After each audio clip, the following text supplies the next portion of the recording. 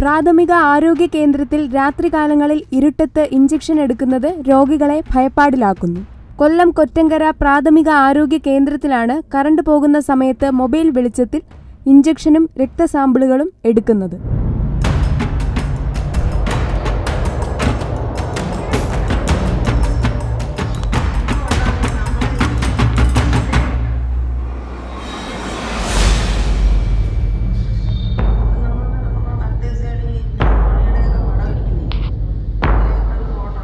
Current പോകുമ്പോൾ പ്രവർത്തിക്കേണ്ട inverter കഴിഞ്ഞ 2.5 മാസമായി ഇവിടെ പണിമുടക്കിയതാണ് ഇപ്പോഴത്തെ പ്രതിസന്ധിക്ക് കാരണമായത്.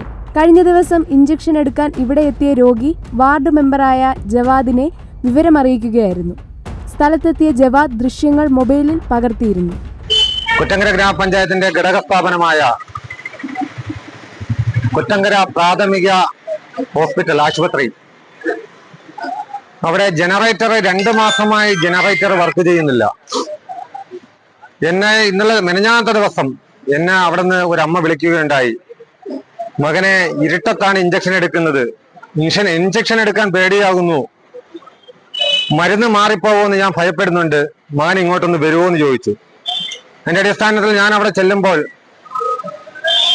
രാവിലെ 9 മണിക്ക് പോയ കറണ്ടാണ്, വൈകുന്നേരം 6 മണിക്ക് ശേഷമേ കറണ്ട് വരത്തേ ഉള്ളൂ. ഞാൻ അവിടെ ചെല്ലുമ്പോൾ അകം മൊത്തം ഇരുട്ടാണ്. ആ ഇരുട്ടത്ത് നഴ്സുമാരുടെ അവരുടെ മൊബൈലിന്റെ വെളിച്ചത്തിൽ അവർ ഇഞ്ചക്ഷന്റെ മരുന്നുകൾ സെലക്ട് ചെയ്യുകയാണ്. പല രോഗികൾക്കും ഇഞ്ചക്ഷൻ എടുക്കുന്നുണ്ട്, പല രോഗികൾക്കും രക്തസാമ്പിളുകൾ എടുക്കുന്നുണ്ട്, പലർക്കും ട്രിപ്പിട്ട് കടത്തിയേക്കുന്നു. ഭയാനകരമായിട്ടുള്ള അവസ്ഥയാണ്, മനുഷ്യനെ പേടിപ്പെടുത്തുന്ന ഒരു അവസ്ഥയാണ്. രോഗി സ്വയം സൂക്ഷിക്കേണ്ട അവസ്ഥയാണ്. മരുന്ന് മാറിപ്പോയിട്ടില്ലെന്ന് രോഗി സ്വയം ഉറപ്പാക്കേണ്ട ഒരു അവസ്ഥയിലാണ്. ദിനംപ്രതി നിരവധി ആളുകളാണ് രാത്രികാലങ്ങളിലും ഇവിടെ ചികിത്സയ്ക്കായി എത്തുന്നത്. പ്രതിസന്ധി പരിഹരിക്കാൻ ഇവിടെ അടിയന്തരമായി ഒരു ജനറേറ്റർ സ്ഥാപിക്കണമെന്നാണ് നാട്ടുകാരുടെ ആവശ്യം.